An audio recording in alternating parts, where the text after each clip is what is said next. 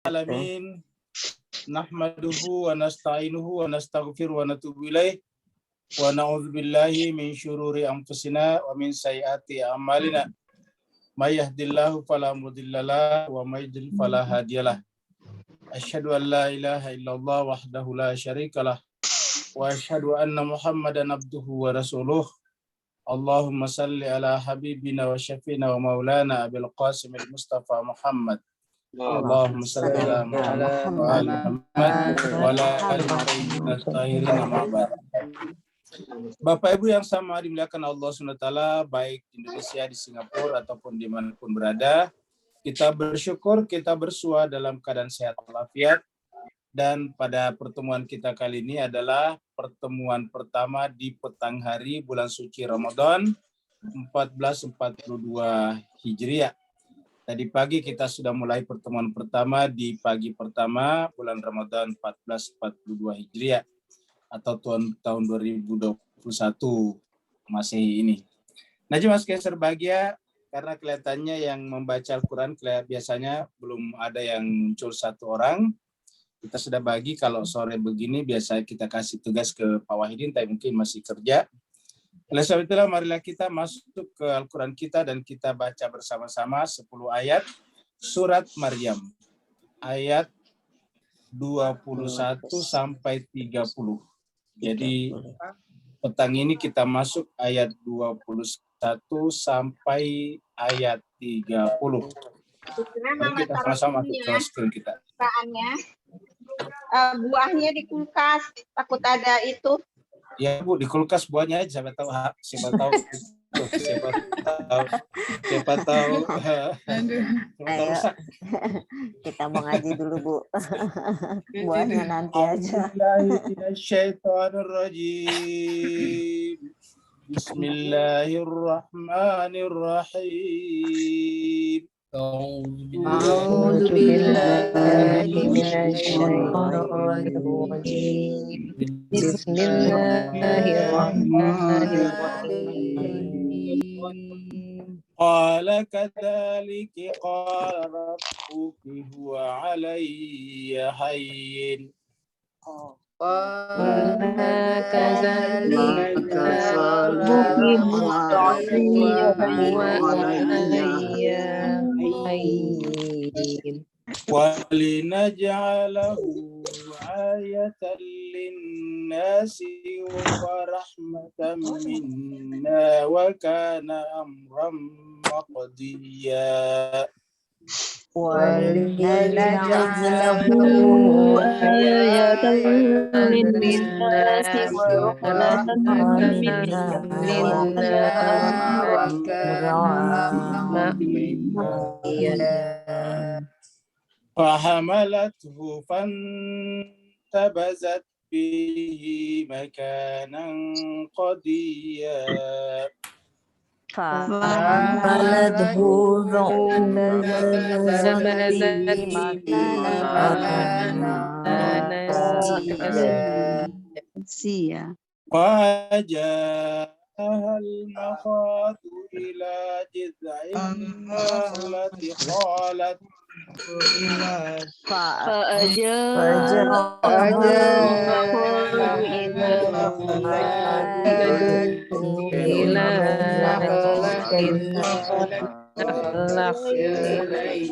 قالت يا ليتني مت قبل هذا وكنت نسيا منسيا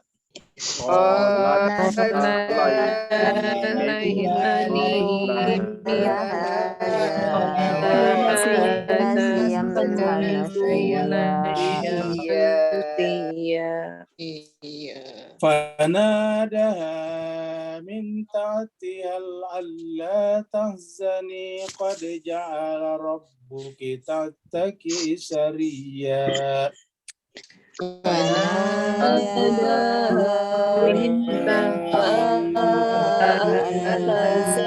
قد جعل ربك تحتك سريا وهزي إليك بحذاء النخلة تساقط عليك رطبا جنيا وهزي إليك بجذع النخلة تساقط عليك رطبا جنيا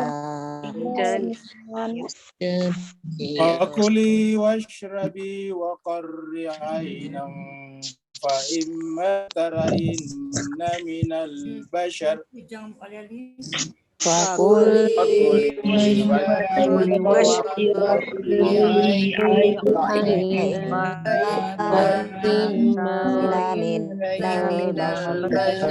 البشر فإما ترين من البشر أحدا فقولي إني نذرت للرحمن صوما فإما ترين من البشر أحدا فقولي إني نذرت للرحمن صوما فلن أكلم اليوم إنسيا فلن أكلم إنسيا فأتت به قومها تحمله قالوا يا مريم لقد جئت شيئا فريا فأتت به قومها تحمله قالوا مريم لقد جئت شيئا فريا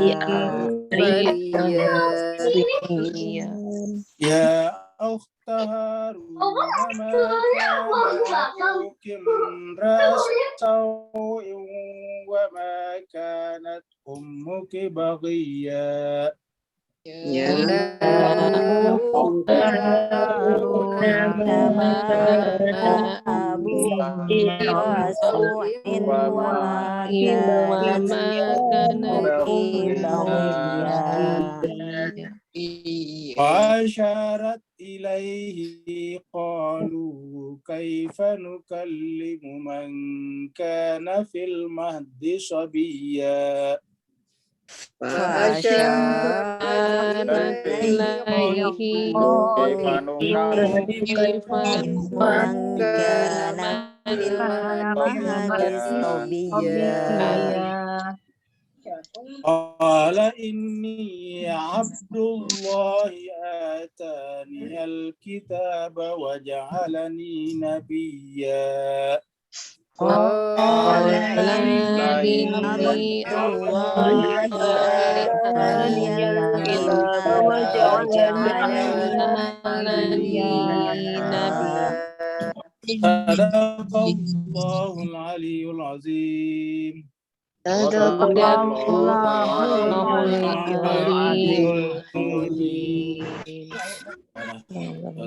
وصدق رسول الكريم ونحن لذلك تقبل الله منكم تقبل يا كريم اللهم صل على محمد. Bapak Ibu jemaah sekalian, terima kasih banyak telah berpartisipasi di dalam membaca kitab suci Al-Quran. Bulan Ramadan ini semuanya dilipat gandakan. Semoga Allah SWT selalu memberikan yang terbaik kepada kita. Sekarang kita teruskan surat ke-19 kita, surat Maryam. Maryam adalah seorang wanita suci, hamil ketika masih sangat belia, lalu kemudian daripadanya lahirlah Nabi besar yang bernama Nabi Isa alaihi salatu wassalam, yang oleh saudara-saudara kita di Kristiani disebut dengan Kristus atau Yesus Kristus. Jemaah sekalian, artinya Maryam binti Imran karena nama ayahnya Imran. Tempat turun surat ini di Mekah, Makkiyah. Kemudian jumlah ayatnya adalah 98 ayat. Kita sudah sampai 20 kemarin. Di situ Allah Subhanahu wa taala berfirman, "A'udzu minasyaitonir rajim." Qalat. Nah, ini adalah jawaban daripada Maryam, karena qalat ini menunjukkan perempuan yang berbicara.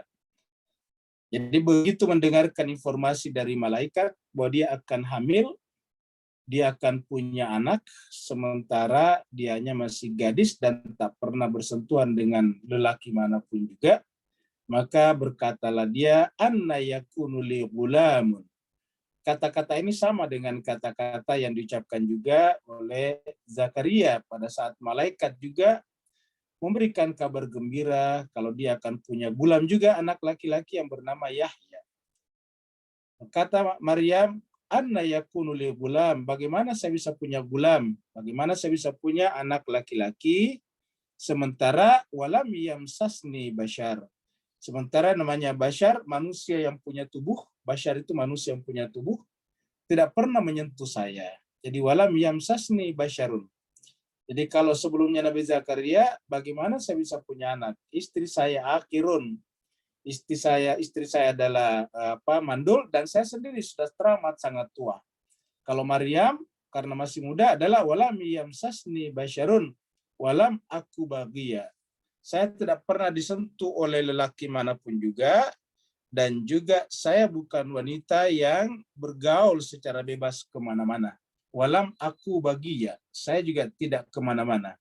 Ingat, Maryam ini sejak masih kecil dipelihara oleh Nabi Zakaria, tempatnya hanya di mihrab.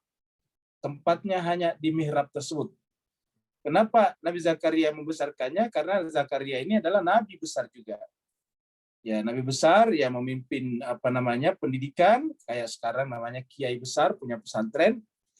Ini adalah bukan hanya kiai tapi nabi, Rasulullah, Nabiullah, Nabi Zakaria sebagai salah satu di antara 25 nabi dan rasul yang sekaligus merupakan paman daripada Maryam. Maka Maryam tidak pernah kemana-mana. Kerjanya hanya belajar, beribadah, dan beribadah terus-menerus di suatu tempat yang disebut dengan mihrab. Maka kemudian tiba-tiba datang malaikat di tempat tersebut, di mihrab tersebut, memberikan kabar gembira bahwa dia akan punya gulam, punya anak. Maka dia heran dan berkata, bagaimana saya bisa anna yakunu li gulam walam yamsasni bashar. Sedangkan tak pernah saya disentuh oleh laki-laki manapun, walam aku bahagia, bahkan saya tidak pernah kemana-mana. Jadi bayangkan Bapak Ibu sekalian, cerita ini terjadi 2000 tahun yang lalu lebih. 2000 tahun yang lalu. Jadi jangankan 2000 tahun yang lalu, 100 tahun yang lalu saja di masyarakat kita itu susah untuk bepergian yang namanya perempuan. Padahal tidak ada larangan, tetapi susah. Kenapa? Karena tingkat keamanan tidak seperti sekarang, belum ada listrik, belum ada lampu dan sebagainya, belum ada tempat-tempat berkumpul seperti mal dan sebagainya. Jadi apatah lagi 2000 tahun yang lalu. Jadi bayangkan ini kejadian 2000 tahun yang lalu, sehingga ketika Maryam mengatakan, anna yakunu li ghulamun walam yamsasni bashar, pikiran kita langsung kembali ke 2000 tahun yang lalu. Dapat kita bayangkan pada saat itu, bagaimana mungkin ada seorang gadis yang pergian kemana-mana seorang diri. Kalau dia tahu pergi ke seorang diri, dia akan ditangkap, dia akan diperbudak, dia akan diperjualbelikan di pasar budak. Jadi walam yamsasni basyarun walam aku bagia. Itu sampai situ pembahasan kita kemarin, tadi pagi. Ini adalah ilustrasi yang sangat menarik, yaitu malaikat yang datang kepada Maryam, yang Maryam adalah di mihrab, kerjanya membaca Alkitab saja, membaca kitab suci, tentu kitab sucinya adalah Taurat. Jawaban malaikat, qala, ini jawabannya malaikat. Jibril, kadzaliki, begitulah. Qala, Allah berfirman, Tuhan berfirman, qala rabbuki, Tuhanmu berfirman, huwa alayya hayyin. Kata Tuhanmu, bagi Tuhan itu adalah sangat mudah. Ini jawaban ini kita temukan juga pada saat Nabi Zakaria. Ini persis sama jawabannya sampai di sini. Di ayat 9, ini kan ayat 21. Jawaban malaikat juga kita temukan di ayat 9. Jadi kalau kita kembali ke ayat 9, ini sama dengan ini. Qala rabbuki huwa alayya hayyin. Tuhanmu berfirman bahwa itu, maksudnya itu menjadikan hamil tanpa suami, menjadikan hamil wanita yang akhir pada kasusnya Nabi Zakaria Alayya, bagiku kata Tuhan, hayyin, itu mudah. Kalau pada kasusnya Nabi Zakaria ditambahkan di bawahnya, bahkan kamu tadinya tidak pernah berbentuk apa-apa. Kalian semuanya manusia, tadinya tidak bisa disebut apa-apa. Nah, kalau di sini kelanjutannya adalah walina ja'alahu ayatan linnasi. Ya, kami menjadikan itu supaya kami jadikan itu ayat tanda.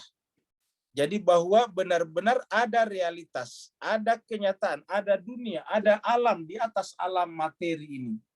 Ada dunia di atas alam yang kita indrai ini. Dan alam di atas alam yang kita indrai ini tidak berlaku hukum-hukum seperti di alam kita ini. Maka ketika Allah SWT berkehendak dan Allah itu adalah khalik dari segala makhluk, maka ruang dan waktu juga adalah makhluk. Syarat-syarat hamil dengan wanita yang produktif atau bersentuhan dengan laki-laki itu menjadi tidak berlaku bagi Allah Subhanahu wa taala, karena Allah menciptakan segala sesuatu tanpa syarat, tanpa melalui proses ruang waktu dan sebagainya. Di tempat lain dikatakan bahwa kalau Allah berkehendak, dia hanya mengatakan kepada sesuatu itu kun fayakun. Innama amruhu iza arada syai'a ay yaqula lahu kun fayakun. Jika Allah menghendaki sesuatu, cukup berkata tentang sesuatu itu kun, jadi, fayakun, maka sesuatu itu dengan serta-merta menjadi. Dan inilah yang masuk akal, karena kalau Tuhan juga diikat oleh syarat,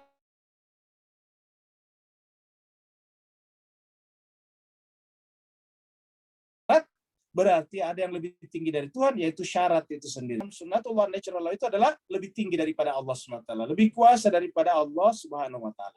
Maka kalau Allah menghendaki sesuatu, bahkan tidak punya ayah dan tidak punya ibu pun bisa tercipta seperti Adam alaihi salatu wassalam. Makanya Allah mengatakan, begitulah kalau Allah berkehendak, bagi Allah itu adalah hayyin, sangat mudah. Allah melakukan itu supaya kita bagi manusia ini menjadi ayat, menjadi tanda, menjadi mukjizat bahwa benar-benar ada dunia, ada alam, ada realitas di atas alam dunia kita ini. Apabila kita menganggap dunia kita ini adalah alam satu-satunya, maka keliru dan salahlah kita. Kalau kita berpikir bahwa alam panca indera ini adalah alam satu-satunya, maka salahlah kita. Walina ja'alahu ayatan linnasi. Kami menjadikan itu sebagai ayat bagi seluruh manusia, bukan hanya bagi orang beriman, tapi seluruh manusia. Supaya manusia menerima adanya alam di atas alam nyata ini. Munculnya ateisme di barat yang kemudian melahirkan ideologi lain yang namanya komunisme, sosialisme, itu adalah bermula dari ketidakpercayaan kepada adanya alam di atas alam dunia. Dan lahirnya komunisme, ateisme telah melahirkan juga petaka bagi kemanusiaan. Kita tahu beberapa kali perang terjadi adalah perang perebutan pengaruh antara komunisme dan liberalisme, antara komunisme dan kapitalisme. Banyak perang terjadi. Perang yang terjadi misalnya di Korea Utara dan Selatan, Vietnam Utara dan Selatan, Yaman Utara dan Selatan, banyak sekali di berbagai penjuru dunia. Di Jerman Barat, Jerman Timur, dan seterusnya. Itu adalah perang antara dua ideologi tersebut. Jadi manusia mengalami penderitaan sepanjang masa karena adanya yang berpendapat bahwa di balik dunia yang diketahui panca indera kita ini tidak ada lagi dunia lain. Tidak ada lagi realitas lain. Maka ayat ini datang menunjukkan kepada kita bahwa ada realitas, ada dunia di atas dunia kita ini. Maka Allah SWT berkuasa di seluruh alam ini, baik alam atas ataupun alam bawah. Allah tidak terikat oleh hukum-hukum yang bekerja pada keduanya. Maka Allah kalau menghendaki sesuatu cukup mengatakan kun fayakun, agar manusia menyaksikan bahwa benar-benar ada kejadian yang tidak melalui proses alam.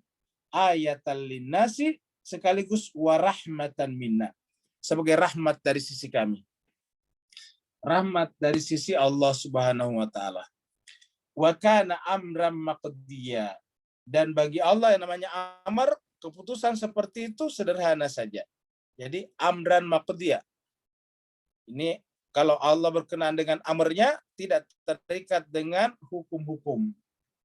dan adalah amarnya Allah, cukup maka dia diputuskan saja oleh Tuhan.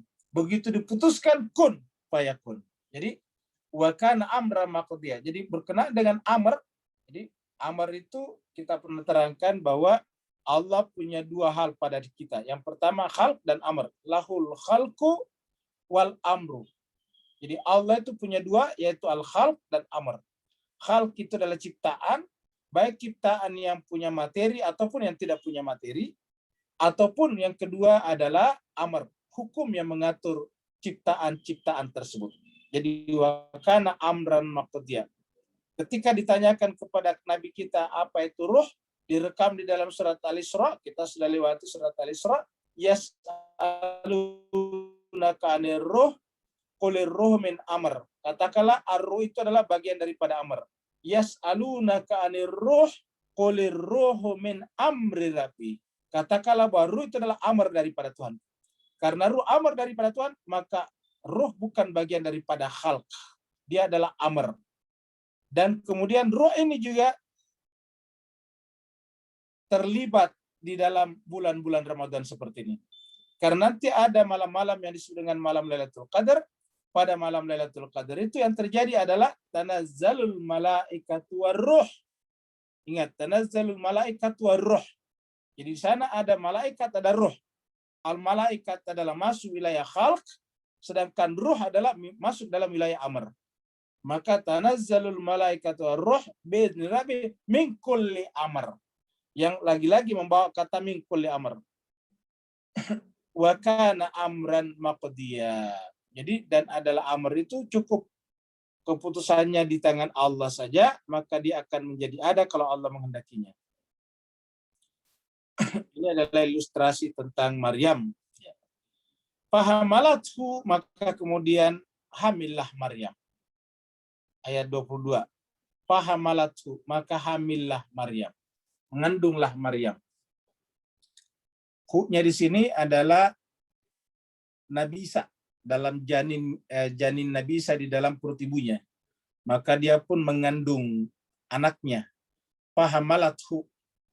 Setelah kemudian dia positif hamil, kalau ini hamilnya Maryam tentu gampang mengetahuinya karena dia masih muda. Yang beda pada sebelumnya kasusnya istrinya Nabi Zakaria karena tidak ada lagi tanda biologis. Maka dia minta tanda. Kalau ini enggak, fahamalathu, maka kemudian hamillah Maryam, fantabadat bihi makanan qasiyya. Maka kemudian setelah dia hamil, tentu setelah hamilannya, kandungannya membesar, lalu kemudian sudah mulai mendapatkan gangguan dari masyarakat di sekitarnya, dari kalangan Bani Israel, maka kemudian pantabazat. Lalu kemudian dia meninggalkan tempatnya, pantabazat bihi, dia membawa kandungannya itu dengan meninggalkan masyarakatnya.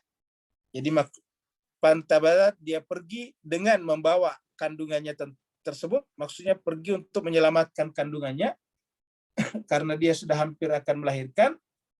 Jadi pantabazat bihi makanan qasiyya, di tempat yang terpencil. Kenapa di tempat yang terpencil? Karena hampir tidak ada masyarakat yang menerimanya. Semuanya berprasangka buruk kepada Maryam. Padahal mereka tidak ada satupun yang menyaksikan apa yang mereka dugakan kepada Maryam.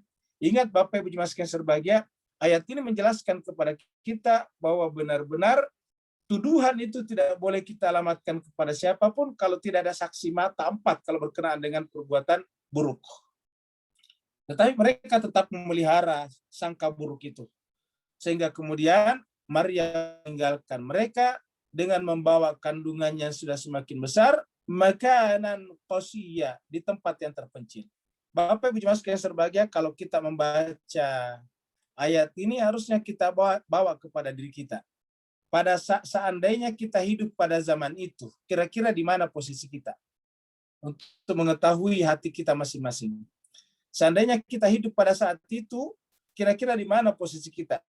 Apakah berada di tengah-tengah masa masyarakat yang menuduh macam-macam kepada Maryam, karena faktanya memang dia mengandung tanpa suami, atau kita tetap berada pada posisi Maryam, dengan berpraduga positif kepada Allah bahwa Maryam tidak pernah kemana-mana, gak ada satupun yang pernah melihat pergi dengan seorang laki-laki, dan sekarang dia hamil, maka hanya satu kemungkinan, yaitu bahwa benar-benar seperti yang diakuinya, seperti juga yang diakui oleh pamannya yaitu Zakaria, bahwa Maryam hamil mengandungkan seorang nabi besar. Jemaah sekalian berbahagia, ini adalah cara untuk mengevaluasi diri kita masing-masing. Karena betapa banyak sekarang orang gampang terprovokasi oleh berita-berita, bahkan kemudian menyerang orang lain. Bahkan ada orang yang dibakar rumahnya, diusir dari kampung halamannya, dengan dugaan-dugaan yang tidak bisa dibuktikan.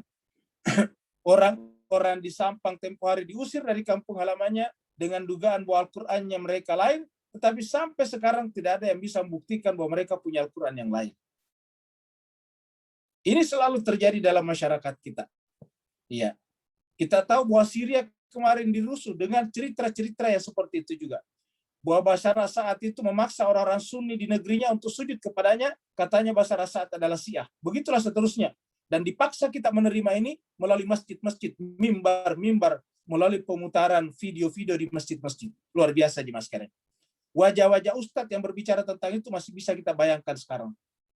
Artinya apa jemaah sekalian berbahagia? Kasus seperti ini selalu terjadi dalam rangka menyebarkan fitnah, hoaks, dan sebagainya sebagai satu bagian tak terpisahkan dari sebuah kejahatan dengan menggunakan dalil agama. Maka mari kita bayangkan seandainya kita hidup pada zaman itu, di mana posisi kita? Yang berpihak kepada Maryam sangat-sangat sedikit. Sedangkan yang berpihak kepada penuduh Maryam itu mayoritas. Kebanyakan orang termakan oleh narasi yang dibangun oleh para penentang Maryam, mengatakan mana mungkin ada perempuan hamil tanpa suami. Sementara pada saat yang sama, tidak ada satupun yang bisa membuktikan bahwa dia pernah melihat Maryam pergi dengan seorang laki-laki, atau pernah bergaul keluar rumah bersama dengan laki-laki. Tetapi itulah jemaah sekalian berbahagia.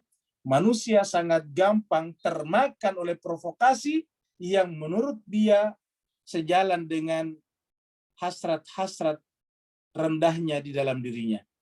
Fahamalathu fantabazat bihi makanan qasya. Maka apa boleh buat? Maka kemudian Maryam meninggalkan mereka, membawa, bayangkan sudah dalam kondisi seperti itu, dia tidak bersalah apa-apa. Dalam keadaan gadis belia yang juga merupakan wanita suci, kerjanya hanya belajar dan belajar, beribadah dan beribadah, tiba-tiba dia hamil. Setelah dia hamil, kemudian dicecer lagi dengan berbagai macam tuduhan-tuduhan yang tidak pantas. Bapak bisa bayangkan, ini yang kedua bayangan kita. Dapat kita bayangkan bagaimana kalau kita berada dalam posisi Maryam. Mampu tidak kita menahan serangan-serangan opini ini. Tapi inilah menunjukkan bahwa Maryam adalah bukan wanita sembarangan. Karena ini adalah benar-benar serangan yang teramat sangat berat. Jemaah sekalian, maka kemudian Maryam pergi meninggalkan kotanya, lalu kemudian diperintahkan oleh Allah melalui malaikat untuk mengambil tempat bersandar di bawah sebuah pohon kurma. Dan dikatakan bahwa nanti kalau kamu lapar, sentuh saja pohon kurma itu nanti akan menjatuhkan buahnya di depanmu untuk kamu nikmati. Jemaah sekalian berbahagia, maka kemudian Maryam masuk ke tengah-tengah pohon kurma seperti yang kita lihat ilustrasinya itu. Fa'aja'ahal makhadu, maka datanglah kepadanya rasa sakit akan melahirkan. Fa'ajah. Jadi begitu sampai di pohon kurma tadi, sampai di kebun tadi, maka datanglah rasa akan melahirkan. Fa'ajah al-makhadu. Al-makhadu itu adalah rasa akan melahirkan. Ibu-ibu pasti paling bisa membayangkan semuanya ini, rasa sakit akan melahirkan. Maka kemudian ilah jid'il nakhlati. Maka kemudian dia pun bersandar ke sebuah pohon kurma. Jadi jid'in nakhlah, sebuah pohon atau batang kurma. Dia mencari pohon kurma lalu kemudian bersandar di sana. Lalu pada saat dia bersandar di sana, karena terasa sangat sakit, sudah sakit akan melahirkan seorang diri pula, belum lagi dengan opini yang dikembangkan tentang bahwa dia adalah wanita yang tidak benar, luar biasa. Bagaimana Bapak bisa bayangkan? Ini adalah lahir batin. Ya, penderitaan Maryam pada saat itu adalah penderitaan lahir batin. Penderitaan lahirnya hamil dan akan melahirkan itu sakit, penderitaan batinnya dia dituduh dengan macam-macam. Maka kemudian Yohanes Kaisar dalam kondisi seperti itu, pada saat dia bersandar di bawah pohon kurma, lalu kemudian qalat, dia berkata, qalat, ya laitani, alangkah senangnya saya. Mitu, seandainya aku mati qabla hada, sebelum prosesi melahirkan ini ada. Apakah Maryam menyesal di sini? Tidak. Ayat ini menjelaskan kepada kita betapa sakitnya sampai muncul kata seperti ini. Jadi artinya bahwa apa yang terjadi pada para nabi, rasul, dan orang-orang suci persis sama yang terjadi pada manusia seperti kita. Tidak ada bedanya. Bedanya adalah jiwa mereka bisa bersabar dan menahan itu semuanya. Semua orang sakit mengalami nasib seperti Nabi Ayub. Semua orang yang dibuang oleh keluarganya mengalami nasib seperti Nabi Yusuf. Tidak ada bedanya. Tetapi bedanya adalah jiwa mereka mampu menahan itu. Nabi Yusuf bisa menahan sabar untuk berada di dalam sumur. Nabi Ayub bisa menahan sabar untuk diisolasi oleh masyarakatnya, bahkan ditinggalkan oleh keluarganya sendiri. Nabi Yunus bisa bersabar untuk dibuang ke dalam perut ikan. Jadi semua manusia ketika menghadapi musibah seperti itu perasaannya sama, karena itu bersifat universal. Perbedaannya adalah kekuatan jiwa kita masing-masing. Karena jiwa mereka hanya terikat dengan Allah, maka kemudian walaupun perasaan itu datang kepadanya, walaupun perasaan-perasaan seperti itu menyergap jiwanya, tetapi mereka bisa lolos. Ya. Artinya ungkapan ini menunjukkan betapa beratnya posisi Maryam pada saat itu. Ya laitani mittu qabla hada. Alangkah senangnya seandainya aku mati sebelum ini. Wa kuntu nasiyyam mansiya, dan aku kemudian menjadi manusia yang dilupakan. Kuntu nasyan mansiya. Aku adalah menjadi dilupakan dan terlupakan. Aku menjadi nasya, lupa, mansia, dan dilupakan. Jadi saya lupa, dan juga maksudnya kejadian ini saya lupakan semuanya, dan saya juga dilupakan oleh masyarakat. Jadi jemaah sekalian, pernyataan ini menunjukkan begitu beratnya penderitaan ini. Begitu beratnya penderitaan. Dan ini diabadikan di dalam Al-Quran.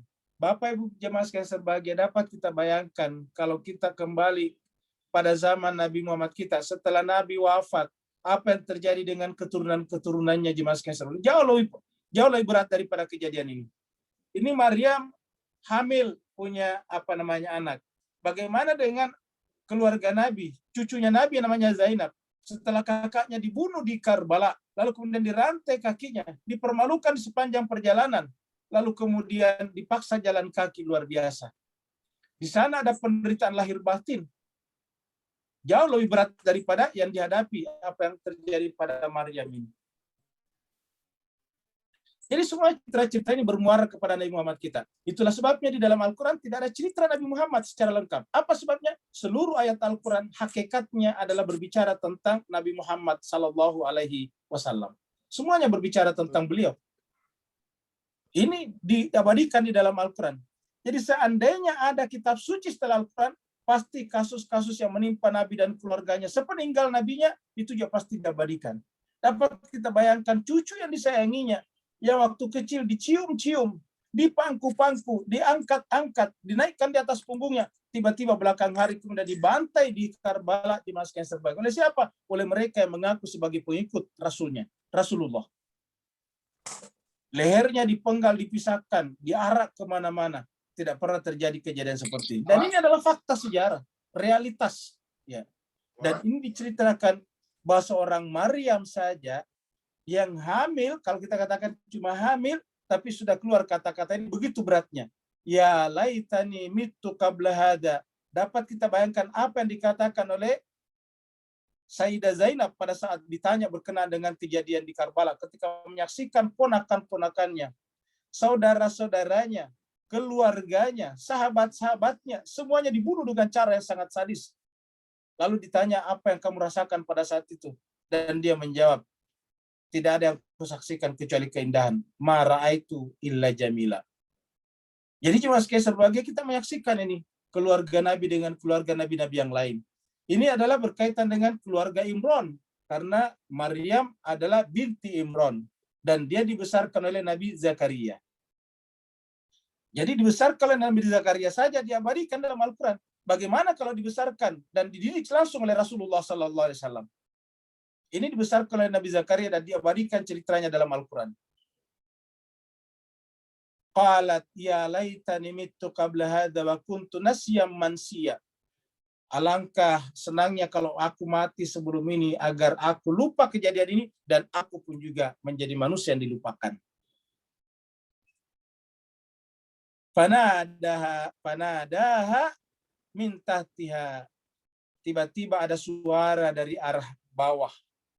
Jadi kita berikan tadi ilustrasi itu kebun kurma di atas, di bawah ada tempat yang rendah. Kemudian dari tempat yang rendah itu min tahtiha, ini fanadaha min tahtiha, tiba-tiba dari arah bawahnya ada suara yang memanggil, yaitu malaikat Jibril yang tadi menjumpai di mihrabnya. Ya. Apa kata malaikat Jibril? Allah tahzani, wahai Maryam, jangan kamu bersedih. Allah tahzani, kamu jangan bersedih. Jadi malaikat datang berseru dari arah bawah. Allah tahzani, kamu jangan bersedih. Qad ja'ala rabbuki tahtaki sariyya. Apa sebabnya Tuhanmu menjamin semua kehidupan kamu? Allah telah menjadikan ja'ala rabbuki, Tuhanmu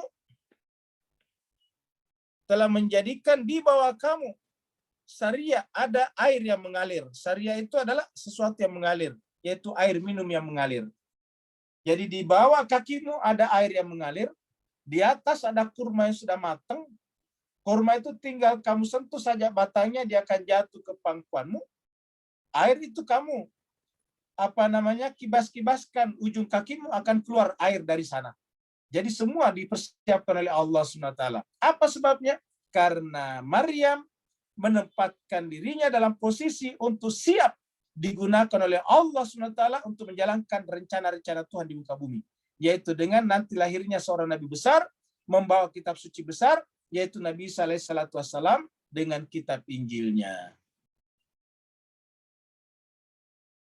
Ini adalah kurma yang matang, tapi belum kering. Ini sudah mulai matang, tapi masih di pohonnya. Jadi Bapak Ibu, kita bikinkan ilustrasi ini, bayangkanlah Maryam duduk di bawah pohon kurma yang seperti ini. Nanti ada penjelasannya di ayat berikutnya. Ya.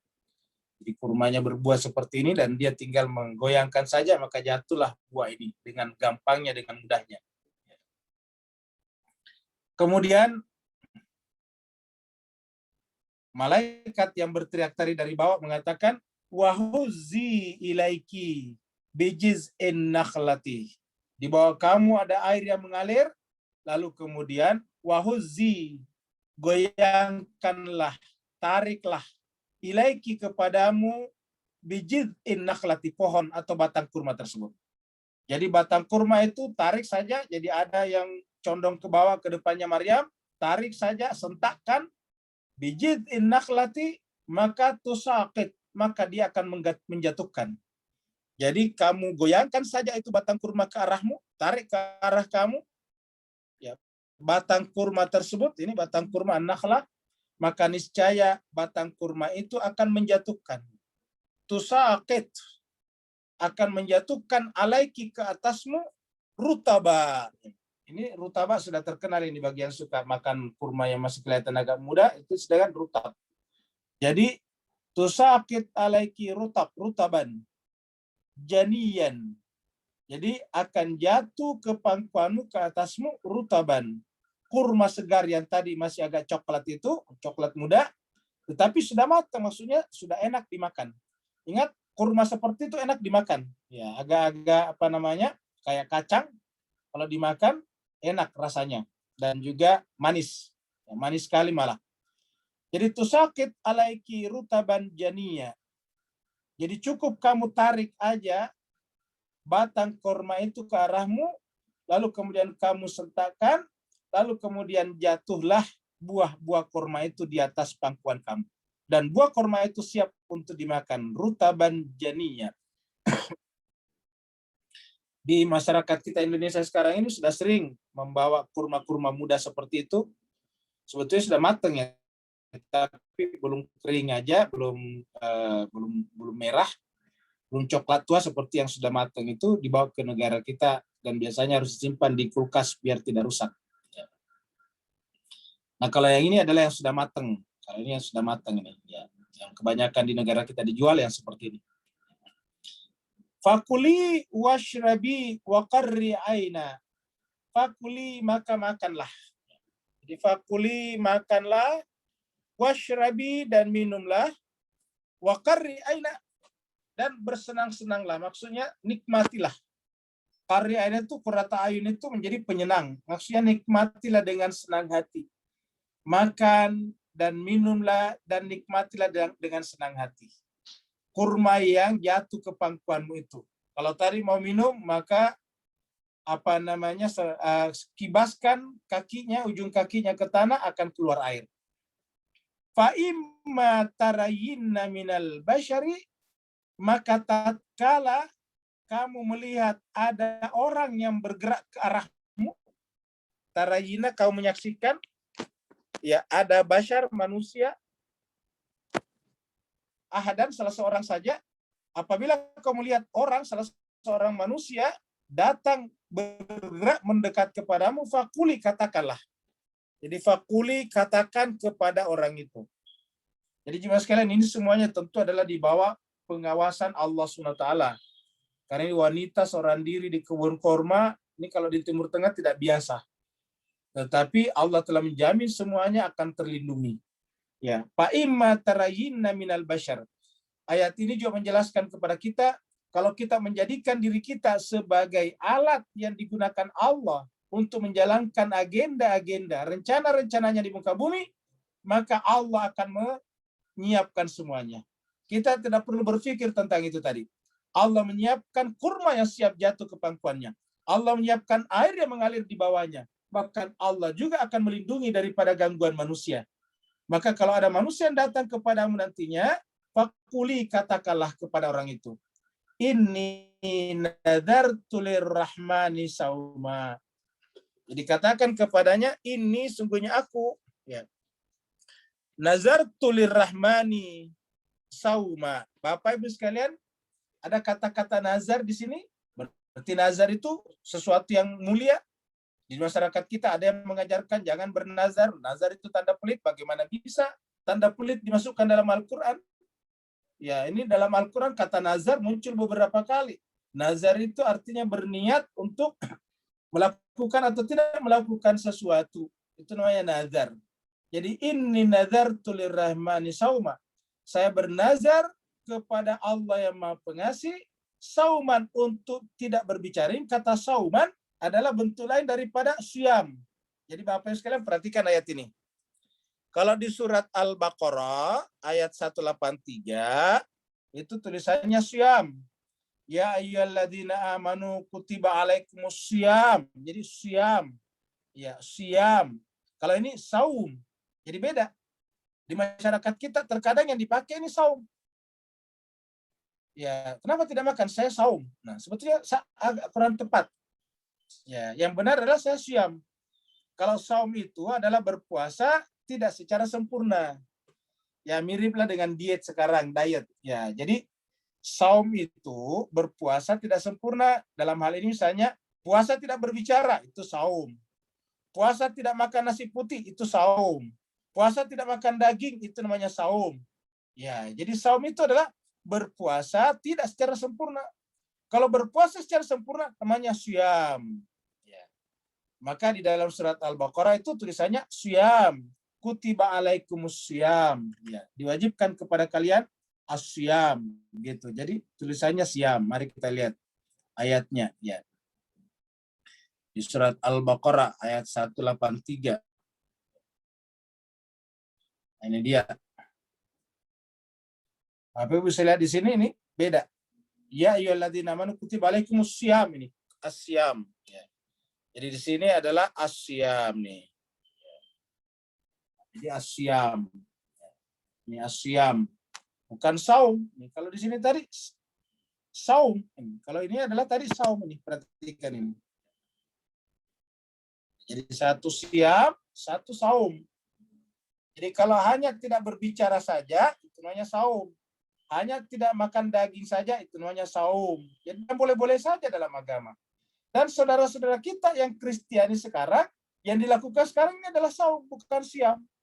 Mereka pada hari-hari tertentu, mereka juga tidak makan daging misalnya. Itu mereka saum namanya. Jadi ini nazartu lirrahmani sauma. Jadi saya bernazar kepada Allah yang Maha Pengasih untuk sauman, yaitu apa? Yaitu falan ukallimal yauma insiya. Yaitu saya tidak akan berbicara kepada manusia pada hari ini, kepada siapapun juga, manusia manapun juga. Karena ini bernazar, maka tentu ketika berbicara kepada orang yang datang dengan menggunakan isyarat, tidak menggunakan bahasa. Kenapa? Karena namanya saya tidak boleh berbicara. Falan ukallimal yauma insiya. Hari ini saya tidak akan berbicara kepada manusia. Lan ukallimal yauma insiya. Saya tidak akan berbicara kepada manusia. Nah, jadi jemaah sekalian berbahagia, kita sudah dapatkan istilah di sini saum, bedanya dengan syam. Kalau ibu-ibu biasanya sering syam, ya apa saum. Ya selain syam, Senin Kamis, biasa juga suka saum, misalnya dengan mengurangi makan makanan tertentu biar menurunkan berat badan. Gimana sekalian, ini adalah ilustrasi tentang Maryam setelah melahirkan. Ilustrasi Maryam setelah dia melahirkan putranya ini yang bercahaya, kemudian dibawa masuk ke tengah masyarakat, dia dikerubutin oleh orang-orang dengan wajah-wajah yang sangar. Semua wajah-wajah ini bersikap sinis kepadanya. Wajah-wajah ini bersikap meledekin kepadanya. Ya. Fa'atat bihi qaumaha tahmiluhu. Maka kemudian setelah melahirkan, maka dia membawa bayinya, bihi dengannya tadi. Jadi kandungannya tadi, waktu datang ke pohon kurma belum lahir, sekarang sudah lahir, maka dibawalah bayi itu, dibawalah orok itu. Ya. Kemana? Kepada siapa? Kaumah, ke tengah-tengah kaumnya. Ya. Dibawalah bayi itu ke tengah-tengah kaumnya, tahmilu dalam keadaan menggendongnya. Tahmiluhu. Ya, dalam keadaan menggendongnya. Ya, tadi adalah dia mengandungnya, sekarang menggendongnya. Jadi dia membawa bayinya dalam keadaan digendong masuk ke tengah-tengah masyarakat kaumnya. Kata kaumnya menunjukkan bahwa pasti banyak, ramai orang di sana. Maka begitu melihat Maryam datang, mereka semuanya berkata ini, begitu melihat Maryam datang, mereka datang mengepung Maryam seraya berkata, ya Maryam, laqad ji'ti syai'an fariya. Melihat Maryam membawa bayinya, lalu kemudian mereka berkata kepada Maryam, ya Maryam, wahai Maryam, laqad ji'ti syai'an fariya. Kamu sungguh telah melakukan sesuatu yang sangat rendah. Faria, ingat orang bangsa Paria. Ini Faria. Sini diartikan aneh. Faria itu sangat rendah, perbuatan yang sangat hina. Ya. Jadi, ya Maryam laqad ji'ti syai'an, sungguh kamu telah melakukan sesuatu yang sangat hina, yang sangat rendah, yaitu melakukan hubungan di luar nikah dengan seorang laki-laki. Begitulah tuduhan-tuduhan mereka kepada Maryam. Ya Maryam, laqad ji'ti syai'an fariya. Jadi Bapak bisa bayangkan bagaimana suasana batin Maryam pada saat itu, ketika menggendong bayinya masuk ke kota. Dan tidak tanggung-tanggung, bayi yang digendong ini adalah seorang nabi besar nantinya. Ya. Jadi Bapak sekarang kalau kita melihat cerita ini kan adalah cerita yang menarik. Kenapa? Karena nanti sampai sekarang Bani Israel tetap beragama Yahudi dan tidak beragama Nasrani. Padahal Nabi Isa ini benar-benar keluarga Israel, termasuk ningratnya Israel. Ya. Nabi Isa ini adalah keturunan Israel. Tapi kemudian ditolak oleh masyarakatnya, bahkan agamanya. Ya, sampai sekarang orang bangsa Israel tetap beragama Yahudi. Kenapa tidak menerima agama Nasrani? Karena bagi mereka, sampai sekarang juga pendapat mereka, Nabi Isa itu adalah anak haram. Ibunya itu bukan manusia suci. Jadi terbagi dua. Sebaliknya untuk orang Nasrani, Maryam adalah wanita suci. Seperti dalam Islam juga, Maryam adalah wanita yang disebut dengan siddiqah, ya, wanita suci.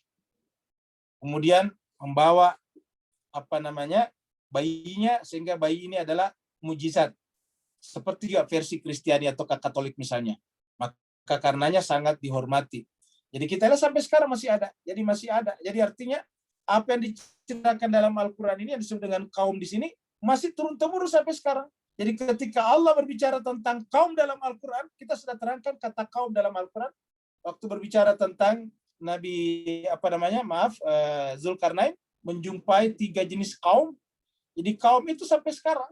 Jadi ketika Nabi mengatakan dalam surat Al-Furqan, ya Rabbi inna qaumi, maka kaumnya seperti itu pasti sama dari dulu sampai sekarang. Karena kita lihat ini kaumnya di sini yaitu Bani Israel sampai sekarang menentang ajaran Nabi Isa. Tetap aja berpegang teguh kepada ajaran yang lama. Makanya rata-rata yang namanya orang Kristiani adalah bukan berdarah Bani Israel. Justru kebanyakan dari luar. Ya, dari Yunani, dari Romawi, dari Eropa sekarang dan sebagainya. Sekarang sudah menyebar ke seluruh penjuru dunia.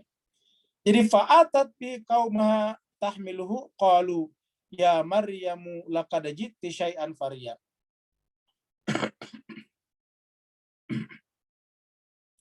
Jemaah sekalian, ini adalah lagi-lagi tadi ya ilustrasi. Karena memang ini gambar ini Pak Usman diambil dari film Maryam. Ya. Ada film Maryam, ini adalah gambar ini saya ambil dari sana. Nah, jadi jemaah sekalian, ini adalah ilustrasi Maryam yang kembali dari melahirkan dan membawa bayinya. Lalu kemudian kita lihat wajah-wajah di sekitarnya, wajah-wajah penuh dengan sinisme ya terhadapnya. Ya. Jadi tadi mereka mengatakan kamu telah melakukan perbuatan sangat hina. Nah, sekarang kita lihat apa kata-kata mereka. Ya ukhta Harun, maka na abuki mra'a sau'in, wa maka na ummuki baghiya. Jadi mereka mengakui bahwa Maryam itu adalah keturunan baik-baik. Dia mengatakan, ya ukhta Harun, wahai saudara perempuan Harun. Jadi dia punya saudara laki-laki namanya Harun. Ya ukhta Harun, wahai saudara perempuan Harun. Maka na abuki, bisa juga Harun yang dimaksud di sini adalah dia keturunan dari Harun di atas. Ya. Jadi Nabi Isa adalah dari Nabi Musa, kemudian yang satunya dari Harun. Makanya disebut dengan Harun. Tapi sangat mungkin adalah bahwa Maryam punya saudara laki-laki yang bernama Harun. Ya ukhta Harun, wahai saudara perempuannya Harun. Ingat, di Timur Tengah nama-nama kalau turun-temurun itu berulang-ulang. Ya, berulang-ulang. Anak menggunakan nama kakeknya, kakek menggunakan nama kakeknya lagi ke atas. Begitu biasanya kalau di Timur Tengah. Maka kita lihat nama-nama yang mirip di Timur Tengah juga banyak. Ya, sampai sekarang juga di Arab juga begitu. Artinya bukan hanya di kalangan Bani Israel, tetapi juga di komunitas Arab juga begitu.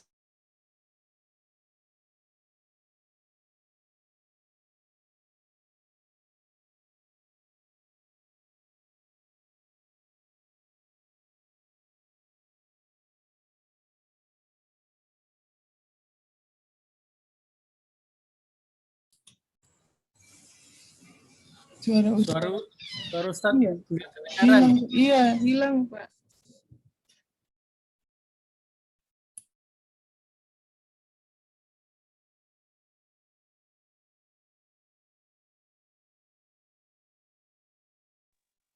Signal. Iya, signal.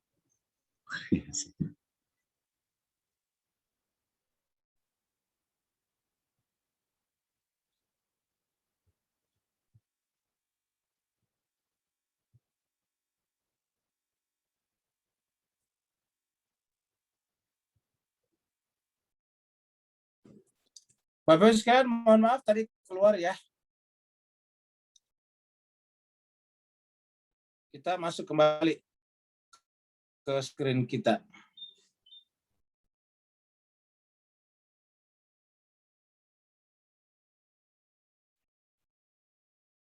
Bapak sekalian udah kelihatan ya? Ya oke Ustaz. Kelihatan, Udah, oke. Ustaz. Kelihatan, Ustaz. Ya, sekarang kita teruskan. Jadi tadi sampai di sini nih. Ya ukhta Harun, wahai saudara perempuan Harun.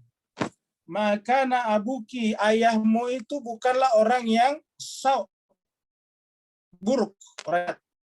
Orang tua kamu itu adalah orang baik-baik. Begitu juga ibumu, ummuki. Wa ma kanat ummuki baghiya. Ibumu juga bukanlah wanita yang buruk, bagia, yang bebas. Wa ma kanat ummuki baghiya. Kamu adalah keturunan baik-baik. Lalu kenapa kamu seperti ini? Ini kan sebetulnya terbalik ya. Harusnya karena premis mayornya orang tuanya, ayah ibunya baik-baik, maka harusnya Maryam juga baik-baik kamu gitu. Karena kan premis-premis sebelumnya baik. Ya orang tua kamu, ayah kamu baik, ibu kamu baik. Ya harusnya dengan demikian anak ini adalah anak yang baik-baik. Apalagi tidak ada bukti, tidak ada fakta yang bisa ditunjuk bahwa Maryam itu telah bergaul bebas. Nah, tetapi itulah tadi cara mengambil kesimpulan. Natijah pemikiran mereka adalah terarahkan oleh sangka buruk mereka. Itulah sebabnya kita dilarang bersangka buruk. Karena sangka buruk kita kepada seseorang akan menggiring opini kita untuk mengambil kesimpulan yang buruk.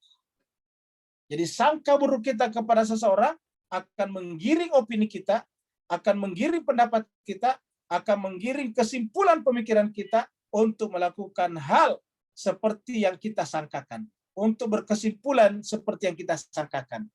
Begitulah mereka ini. Walaupun premis-premis mayor minornya sebetulnya tidak mendukung natijah yang seperti mereka lakukan itu. Mereka mengakui bahwa mereka ini adalah keturunan baik-baik. Ingat, Maryam dibesarkan di tempatnya Nabi Zakaria. Nabi Zakaria baru melahirkan anak yang juga luar biasa, yaitu Yahya.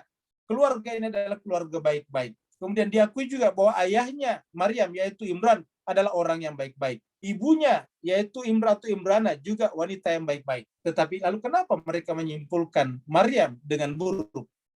Karena dari awal mereka sudah bersangka buruk kepadanya.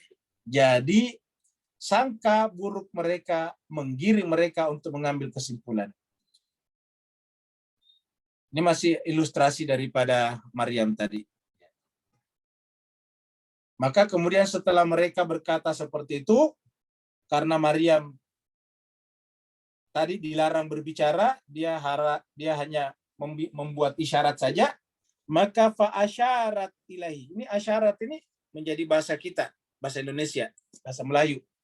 Asyarat, telah mengisyaratkan. Ya, makanya kata tunjuk dalam bahasa Arab namanya isim isyarah. Fa'asyarat ilahi, lalu kemudian dia menunjuk ilahi kepada bayi tersebut. Ini kepada bayinya. Fa'asyarat ilahi, lalu dia menunjuk kepada bayinya. Qalu, maka mereka tambah marah. Karena mereka tadi berbicara kepada Maryam, Maryam tidak menjawab pertanyaan mereka, yang dilakukan Maryam hanyalah menunjuk kepada bayinya.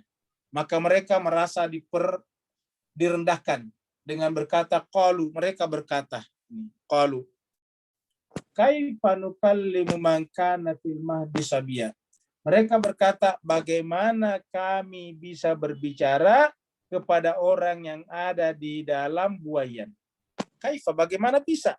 Jadi mereka merasa dihinakan.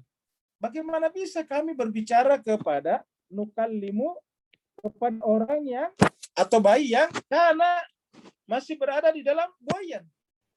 Mahdi itu adalah buayan. Ada hadis mengatakan belajar itu adalah minal mahdi ilal lahdi, dari buayan sampai ke liang lahat. Bagaimana mungkin kami berbicara kepada bayi yang masih berada dalam buayan, ayunan, sabia, masih orok, masih sangat kecil, kan baru lahir ini Pak sekalian. Jadi sabia itu adalah masih sangat kecil. Kaifa nukallimu man kana fil mahdi sabia. Bagaimana kami bisa berbicara dengan orok yang masih berada dalam ayunan dan juga masih sangat-sangat kecil itu. Jadi lagi-lagi jemaah sekalian, mereka memperturutkan opini pribadi mereka. Ya, mereka sebetulnya adalah orang-orang yang sudah terjebak kepada alam bawah, alam materi. Semuanya dihukumi dengan hukum-hukum alam materi, alam dunia. Sehingga ketika kemudian Maryam datang dengan bahasa yang berbeda, mereka sudah susah mengerti. Apa yang terjadi setelah mereka berkata kaifa ini? Ingat, Kalau ini mereka berarti banyak mereka berkata, kaifa, bagaimana nukallimu kami berbicara, mangkana kepada bayi yang fil mahdi berada dalam ayunan, sabia lagi masih sangat kecil orok, tidak mungkin. Dalam keadaan tersinggung seperti itu. Tapi ternyata, coba kita lihat ayat 30. Ya. Qala, tiba-tiba bayi itu berkata. Jadi qala di sini bayi itu berkata. Jadi inilah bayi yang berkata. Qala, inni abdullah. Tiba-tiba kata-katanya inni abdullah. Coba. Dia tidak mengatakan saya adalah Isa. Enggak. Tapi inni abdullah. Jadi kata-katanya abdullah. Berarti ini mempertegas kembali konsep abad yang telah kita bicarakan sebelumnya. Jadi ini adalah mempertegas konsep abad yang telah kita bicarakan sebelumnya. Jadi qala inni abdullah. Saya ini adalah Abdullah. Dikatakan inni Abdullah. Saya adalah Abdullah. Ya. Hamba Allah. Nah, jadi apa yang bisa kita tangkap dari ayat ini Pak Bu sekalian? Ini menunjukkan bahwasanya setiap manusia itu asalnya adalah Abdullah. Yaitu ketika masih baru keluar dari perut ibunya dalam keadaan fitrah namanya. Maka kita berpuasa agar kembali kepada fitrah. Artinya apa? Agar kita kembali menjadi Abdullah setelah sebelumnya telah bergeser dari posisi Abdullah menjadi Abdul Fulus. Menjadi Abdul Riyad. Rial ya, bukan Riyad ya, Rial. Abdul Rial. Abdul Rupiah. Menjadi Abdul Bait. Menjadi Abdul Sayyarah. Hambanya kendaraan, mobil. Hambanya rumah. Kita sekarang telah menjadi hambanya makhluk, hambanya manusia. Maka kita berpuasa dengan melawan semuanya itu, berkata tidak kepada semuanya, agar kita kembali menjadi Abdullah. Jadi setiap bayi lahir, setiap manusia lahir, hakikatnya adalah Abdullah. Itulah sebabnya pertanyaan Pak Suwandi tadi pagi, wajar kalau Allah mengatakan, ya ibadi, aslinya memang semua kita adalah ibadnya Allah. Qul ya ibadiyalladzina asrafu ala anfusihim, la taqnutu min rahmatillah. Inna Allah yaghfiru dzunuba jami'a, di surat Az-Zumar. Jadi artinya apa? Allah mengakui kita semua adalah hambanya hakikatnya. Semua kita adalah Abdullah. Bedanya adalah para nabi dan rasul mempertahankan keabdullahnya, sedangkan kita tidak. Beranjak besar, kita sudah mulai bukan lagi hamba Allah, tapi hamba daripada orang tua, hamba daripada teman, hamba daripada alma mater, hamba daripada profesi, hamba daripada popularitas kita, hamba dari partai politik kita, hamba dari pangkat dan jabatan kita. Begitulah seterusnya. Sehingga setiap tahun kita diberikan puasa 1 bulan, supaya apa? Kembali kepada fitrah, kembali menjadi Abdullah. Jadi berkatalah anak itu, yaitu Nabi Isa alaihissalatu wassalam, ini Abdullah, sungguhnya aku adalah Abdullah. Jadi inilah hakikat seluruh manusia. Jadi seluruh manusia hakikatnya adalah Abdullah, hamba Allah. Jadi kalau kita tiba-tiba dalam hati kita muncul rasa hamba terhadap uang, berarti kita telah merusak diri kita. Namanya menzalimi diri kita. Rendahnya uang, masa kita menghambakan diri kepada uang? Uang dibuat oleh kita. Mobil dibuat oleh kita. Rumah dibuat oleh kita. Pekerjaan diciptakan oleh kita. Tetapi kok kita tiba-tiba menghamba kepada mereka semuanya, dan itu adalah kebodohan tingkat tinggi. Satu. Yang kedua, ataniyal kitabah. Allah telah memberikan kepada saya kitab suci. Jadi sebetulnya kitab suci ini ada pada jiwa kita masing-masing. Kalau kita kembali kepada fitrah, bukan saja kita kembali kepada status asal kita, yaitu Abdullah, tetapi juga kembali kepada fitrah kita. Ternyata di sana ada kitab Allah juga. Ataniyal kitabah.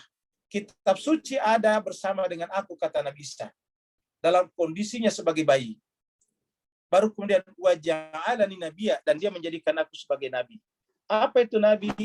Menerima berita dari langit. Menerima berita dari langit artinya bahwa ada dunia di atas alam dunia ini. Waja'alani nabiyya. Nah, Bapak Ibu Mas yang berbahagia, masih panjang ke bawah ini pernyataannya Nabi Isa, ini sampai 2-3 ayat ke bawah. Tapi waktu kita sudah habis dan juga ayat yang kita bahas sudah selesai sampai ayat 30. Insyaallah besok subuh kita lanjutkan pada ayat 31. Masih kelanjutan daripada pernyataan dari seorang bayi yang bernama Isa alaihissalatu wassalam. Kata-kata pertamanya adalah ini Abdullah, mempertegas. Ini di sini sungguhnya aku ini adalah Abdullah dan Allah memberikan kepada saya kitab suci. Dengan demikian kitab suci yang ada pada Nabi Isa langsung terjelma pada dirinya. Jadi kitab suci itu tidak diterima sedikit demi sedikit, tetapi begitu Nabi Isa lahir, kitab suci sudah bersama dengan jiwanya. Dan karenanya langsung juga diangkat jadi Nabi. Inilah Nabi yang paling mudah, yaitu sejak dari Orok, dia sudah Nabi, dirinya adalah Injil, dan dirinya adalah Abdullah. Mudah-mudahan ada manfaatnya. Yang mau bertanya dipersilakan. Waktu kita sampai jam 6:04 waktu Indonesia Barat. Ada yang bertanya dipersilakan. Ya Ustaz, saya bertanya ya Ustaz. Silakan, baikkan, silakan. Oh, boleh langsung? Silakan. Ya, siap. Terima Silakan. kasih. Ustaz, saya mau bertanya. Assalamualaikum warahmatullahi wabarakatuh. Waalaikumsalam warahmatullahi wabarakatuh.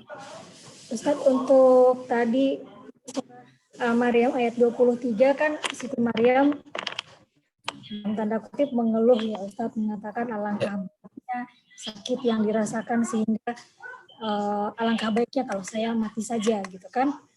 Nah, ini tentu saya tidak berani berpikir bahwa ini adalah suatu keputusasaan karena tidak mungkin Maryam yang suci berputus asa dari rahmat Allah. Tapi mungkin Ustadz bisa menerangkan bagaimana keluhan ini untuk menggambarkan seperti apa. Karena kalau kata-kata ini saya yang ucapkan pasti itu artinya putus asa. Gitu, lebih baik saya mati saja gitu kan. Itu yang pertama. Yang kedua, Maryam berpuasa berbicara gitu. Nah, sebelum Maryam berpuasa bicara, sebelumnya juga Nabi Zakaria pernah berpuasa bicara ketika kita untuk dikaruniai anak. Nah, mungkin ada hikmah tersembunyi saat kenapa puasa berbicara ini diperintahkan oleh Allah gitu ya. Dan kalau nggak salah dulu saya tidak tahu apakah ini sejalan juga, Nabi Muhammad juga pernah tidak berbicara kepada istri-istrinya ketika cemburu Nabi Muhammad punya anak dari yang lain kalau nggak salah. Menurut saya tadi mengenai saum dan siam. Saum itu kan tidak full. Siam itu kita berpuasa seperti yang diperintahkan. Nah, kalau saya tidak salah umat-umat sebelum Nabi Muhammad ini juga menjalankan puasa. Saya cuma tahu puasa saja, tapi apakah puasa yang dilakukan oleh umat sebelum Nabi Muhammad ini adalah saum atau siam, Ustaz? Apakah puasa mereka seperti yang diperintahkan kepada umat Nabi Muhammad sekarang atau beda lagi? Itu Ustaz, terima kasih. Terima kasih banyak Tan pertanyaannya. Bagus. Yang pertama tadi adalah tentang kata-kata Maryam. Ya, alangkah bahagianya seandainya saya mati saja. Kita sudah terangkan sebelumnya bahwa orang-orang suci itu ada bagian luarnya, ada bagian dalamnya. Tadi pagi Pak Nur dari Singapura mengatakan bahwa ada yang tersirat dan ada yang tersurat. Ada yang eksoteris dan ada yang esoteris. Ya. Ada yang eksoteris, ada yang esoteris. Nah, dalam perjalanan kita bersama dengan Nabi Musa dan Nabi Khidir yang disebut dengan abad sebelumnya, nah, kita juga sudah belajar bagaimana berada di posisi dunia luar dan posisi dunia dalam. Jadi yang namanya ajaran agama ini adalah luar dalam. Di luar, dia harus menggunakan hukum-hukum seperti yang berlaku di luar, di alam nyata, tetapi di dalam. Nah, inilah yang berbeda antara kita dengan mereka. Karena di dalam inilah yang esoterik mereka, yang tersirat daripada kata-kata mereka inilah yang berangkat dari jiwa yang suci. Artinya kalau kita mengatakan mengeluh, bahwa memang itu keluhan itu berangkat dari hati kita. Kalau mereka tidak, ya mereka itu adalah ibarat Musa dengan Khidir. Musa di luar melakukan misalnya teguran, tetapi di dalam dia tahu apa yang terjadi. Apa rahasia di balik semuanya itu. Sehingga kemudian di dalam dia statusnya sebagai sabar. Sabar itu adalah unsur-unsur esoterik. Sabar itu hanya bisa dimiliki oleh mereka yang memahami memahami makna dari sebuah kalimat atau sebuah kata-kata. Maknanya di dalam, yaitu yang tersiratnya dia ketahui di balik yang tersuratnya. Ataukah yang yang batinnya dia ketahui di balik yang lahirnya. Nah, jadi itulah kira-kira. Nah, jadi mereka semuanya seperti itu. Jadi di luar, di dalam berbeda. Ya, contohnya misalnya kita biasa mendengarkan gurunya Rumi tiba-tiba datang kepada Rumi mengatakan, wahai Rumi, saya pengen minum arak, kan begitu. Wah, Rumi heran bagaimana bisa guru spiritualnya tiba-tiba pengen minum arak, minum khamr, ya, minum khamr. Akhirnya kemudian Rumi pun berpikir untuk pergi ngumpet-ngumpet ke tempat begituan untuk membeli minuman minuman keras, yaitu khamr. Dengan serbannya, dengan jubahnya, dengan pakaian ulamanya dia pergi. Kita biasa dengarkan cerita ini sampai kemudian setelah itu kemudian dia disoraki oleh orang-orang, diperbutin sama orang-orang, sehingga diledekin dengan satu kesalahan itu seakan-akan runtuhlah keulamanya daripada Rumi. Akhirnya kemudian dalam keadaan seperti itu tiba-tiba datang gurunya, Syamsuddin Tabrizi. Ya, dia mengatakan kalian telah melakukan aniaya kepada orang yang tidak bersalah. Maka kemudian orang-orang mengatakan bagaimana tidak bersalah. Dia mengaku lama, memberikan khutbah di mimbar, memberikan ceramah-ceramah di mimbar-mimbar masjid, tetapi kemudian pergi membeli khamar di malam-malam seperti ini. Kami saksikan sendiri. Kata gurunya, itu bukan khamar. Ya, itu adalah tuak manis, itu saya yang suruh dia. Setelah mereka coba, ternyata tuaknya manis, luar biasa, berubah. Nah, ini adalah contoh-contoh yang paling konkret bahwa sebetulnya adalah hidup spiritual itu adalah ketika kita memadukan antara lahiriah dengan batiniah. Adalah tidak benar hidup spiritualitas apabila kita mengurung diri di hutan. Kita harus berada di tengah-tengah masyarakat menggunakan bahasa mereka. Nah, ini yang kita pelajari dari Maryam tadinya. Jadi kalau kita berjumpa dengan orang seperti itu, kita pahami kata-katanya. Yang berbeda mungkin adalah bahwa kata-kata itu benar-benar keluar dari jiwanya sehingga kemudian bisa benar-benar bunuh diri misalnya. Tapi kalau dia orang suci, bisa keluar dari kata-katanya, tetapi jiwanya tidak seperti itu. Persis perpaduan antara Nabi Khidir dengan Nabi Musa yang disebut dengan pertemuan dua samudra.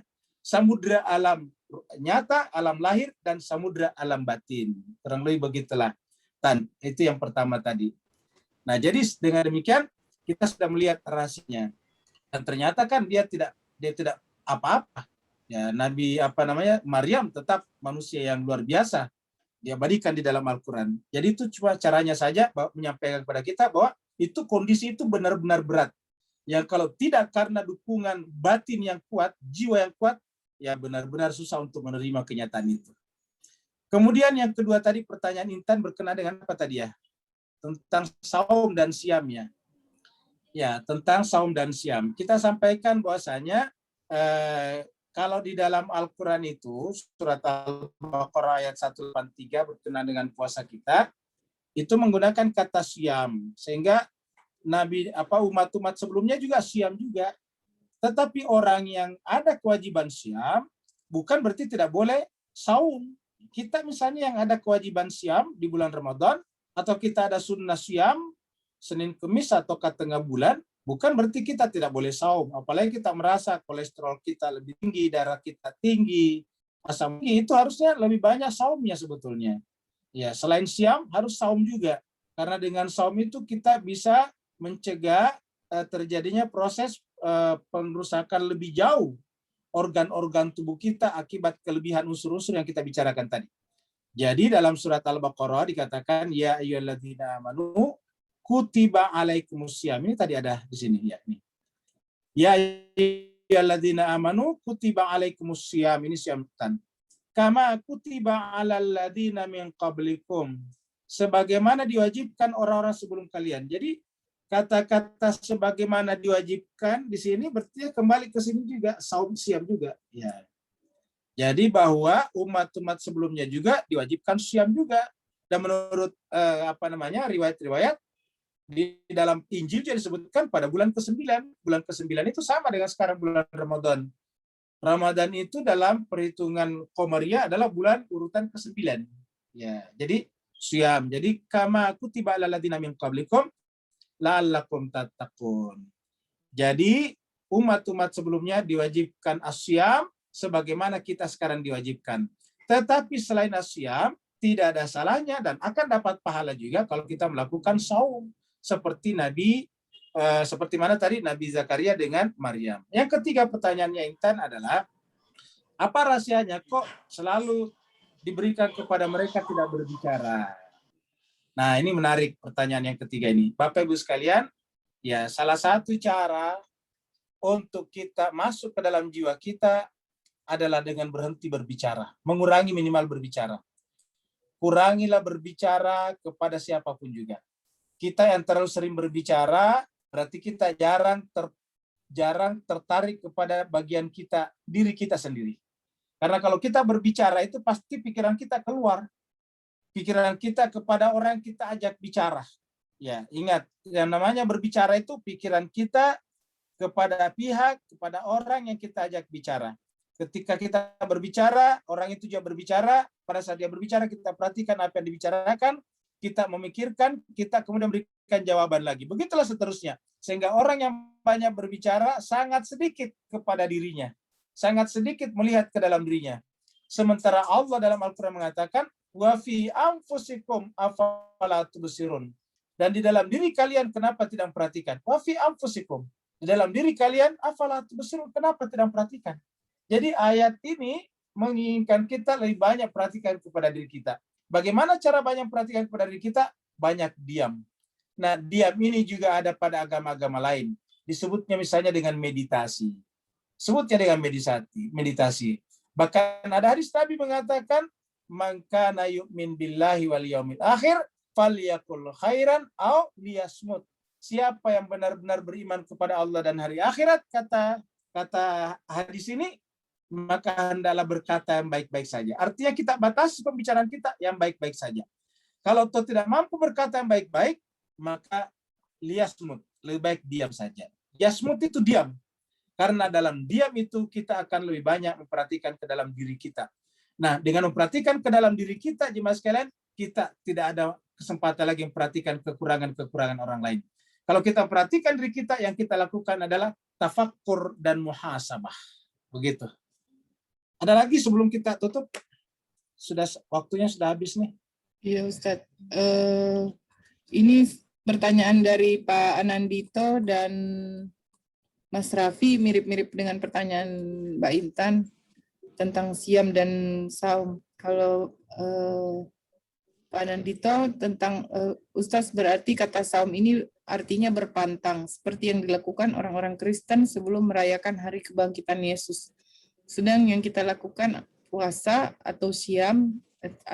Terima kasih penjelasannya. Terus kalau pertanyaan dari Mas Raffi tentang ayat 26, Maryam dipersilahkan menikmati makan minum, tetapi ketika ada orang datang maka Maryam diminta untuk berbohong bahwa dia bernasar, berpuasa atau white lies. Ustadz, siam itu puasa sempurna kah? Bukan saum berbicara? Demikian Ustadz. Oh, nggak jadi tanya. Jadi cuma sekalian bahagia. Ya, jadi kita sampaikan tadi, jadi yang dikatakan Mas Anandito tadi benar ya, itu yang dikatakan di Kristiani. Yaitu biasanya menjelang apa itu kenaikan Nabi Isa atau apa itu mereka berpuasa. Jadi ada menjelang peringatan-peringatan tertentu di Kristiani ada puasanya juga. Nah, puasanya itu yang kita sebut tadi dengan saum. Dan tapi ingat, di kita juga tidak ada salahnya melakukan saum kalau kita mau. Tetapi yang salah kalau saum dilakukan dengan meninggalkan siam. Siam juga kita lakukan, saum juga kita lakukan, gitu. Kemudian siapa tadi yang tidak jadi bertanya ya? Iya, Mas Raffi. Saya baru baca. Ada pertanyaan lagi Ustadz dari Bu Ratna Gali. Salam Ustadz, ini bisa dikorelasikan dengan masa kini. Ada sebagian orang yang kesulitan menerima Imam Mahdi, dalam hal ini manusia suci zaman ini. Telah lahir dan gaib padahal jelas di Al-Quran berita-beritanya. Ya, saya kira intinya adalah bahwa setiap orang memang harus belajar dan belajar. Jadi siapapun kita, apapun profesi kita sekarang, bahkan seandainya pun kita sudah mencapai derajat akademik paling tinggi, kita tidak boleh berhenti belajar. Yang disebut belajar itu adalah boleh jadi yang kemarin kita anggap tidak benar, sekarang menjadi benar. Yang salah itu kalau kita berhenti belajar. Jadi belajar dan belajarlah. Banyak yang tadinya tidak Islam, sekarang jadi Islam. Banyak yang tadinya tidak mengerti agama, sekarang mengerti agama. Banyak tadi yang misalnya anti jilbab sekarang menjadi pro jilbab. Itu semuanya karena apa? Karena belajar terus-menerus. Jadi mari kita jangan pernah berhenti belajar. Apalagi bulan Ramadan ini adalah bulan belajar. Karena ayat pertama turun adalah Iqra, belajarlah. Saya kira ada yang angkat tangan terakhir itu Mulyana. Silakan sebelum kita Iya, Bu tutup. Mulyana, silakan Bu.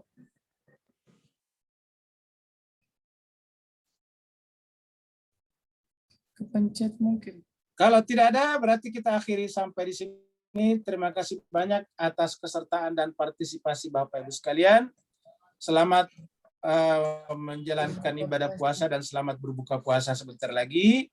Semoga puasa Bapak Ibu sekalian bisa mendatangkan rahmat, maghfirah, dan itqun minan nar. Amin. Dan membuat kita kembali kepada fitrah kita menjadi abdullah. Wassalamualaikum warahmatullahi taala wabarakatuh. Waalaikumsalam warahmatullahi wabarakatuh.